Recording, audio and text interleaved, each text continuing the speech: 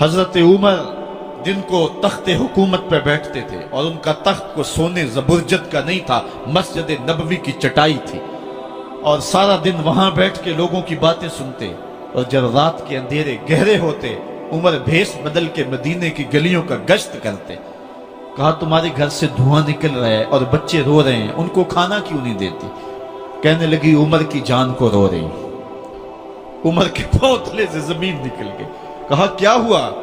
कहा 3 दिन से हमारे यहाँ खाने के लिए कुछ नहीं है, रोजाना बच्चे रोते हैं और मैं हंडिया के अंदर पत्थर डाल करके नीचे से आग डालती रहती हूँ कि बच्चे इंतजार कर करके सो जाएंगे, कम वक्त सो भी नहीं रहे और वो पत्थर पकेंगे भी क्या, और मैं उमर की जान को रो रही हूँ। हजरत उमर का कलेजा दहलने लगा। फौरन पलटे, वापस बैतुल माल में आए, घी का एक कनस्तर लिया, आटे की बोरी ली, मिर्च मसाला जात बहुत कुछ उठाया, अपने कंधे पे रखा, बोरी अपनी कमर पे ला दी। उमर बैतुल माल से निकले तो आपके खादम असलम ने देख लिया, आगे बढ़ा, कहा मेरे आका मैं उठाता हूं। उमर की आंखों में आंसू है। कहा असलम कयामत के दिन मेरा बोझ उठा लोगे? कहा कयामत के दिन तो अपना अपना बोझ उठाना पड़ेगा। कहा उमर को आज अपना ही उठाने दो। हजरत उमर वो घी का कनस्तर और वो आटे की बोरी सर पे उठाए हैं और उस खातून के घर जाते हैं और दस्तक देते हैं। वो जब देखती है उसकी जान में जान आ जाती है। कहा जल्दी जल्दी आटा गूंदो, और उमर सब्जी काटने लग जाते हैं। हजरत उमर रज़ी अल्लाह ताला अन्हो सब्जी तैयार कर देते, उधर आटा गूंद जाता है और फिर ऊपर चूल्हा रखा जाता है, चूल्हे के अंदर आग रखी जाती है, वो खाना पकाने लगती है, आग बुझती है। तारीख ने लिखा है आग बुझने लगती है, उमर झुक करके फूंके मारता है। उमर झुक झुक के फूंके मारता है। खाना पक गया और बच्चों के सामने खाना रख दिया, बच्चे खा रहे हैं। अब बच्चे रो रो के निढाल हो चुके थे। हजरत उमर अपने हाथों को और अपने घुटनों को और अपने पांव को जमीन पे लगा के, जिस तरह बकरी का बच्चा चलता है वेड़े के अंदर, कभी इधर चलते हैं कभी इधर चलते हैं, ताकि बच्चे मुझे देख के खुश हों और दिल में कहते उमर जितना रुलाया है अब इतना हंसाना भी पड़ेगा।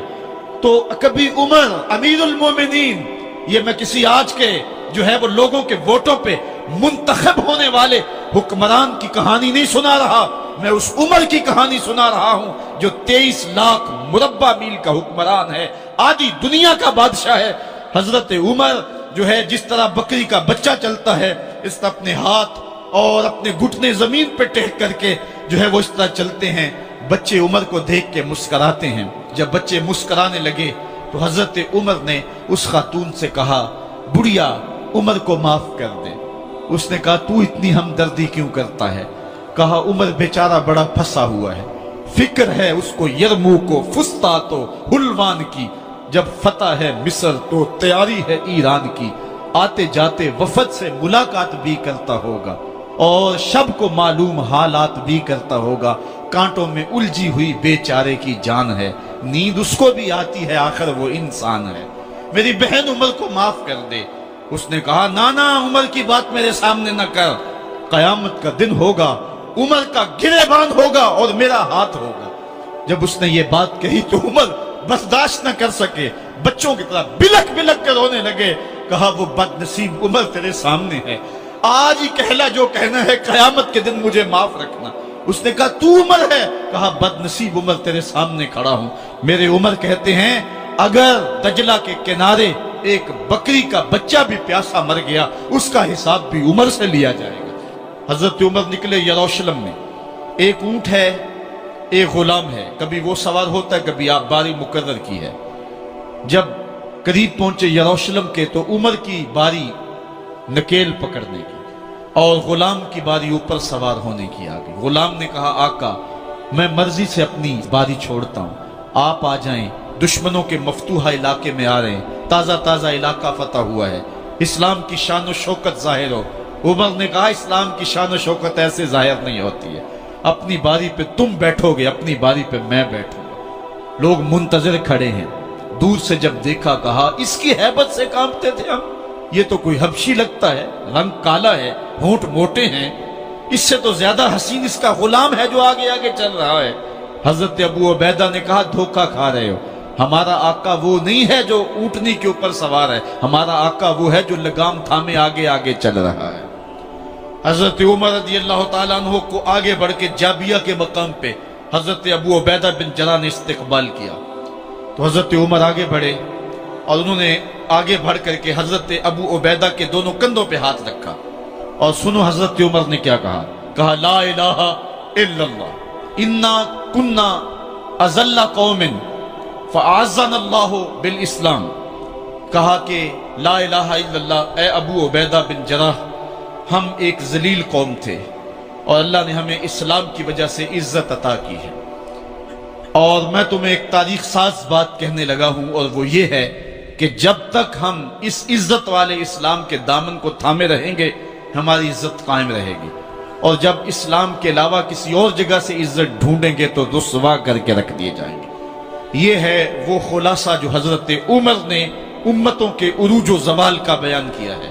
اس امت کو جو خیرات ملی ہے تخت و تاج کی، وہ پینٹاگون سے نہیں ملی، وہ واشنگٹن سے نہیں ملی، وہ وائٹ ہاؤس سے نہیں ملی، وہ محمد عربی کے جوڑوں کا صدقہ ملی ہے۔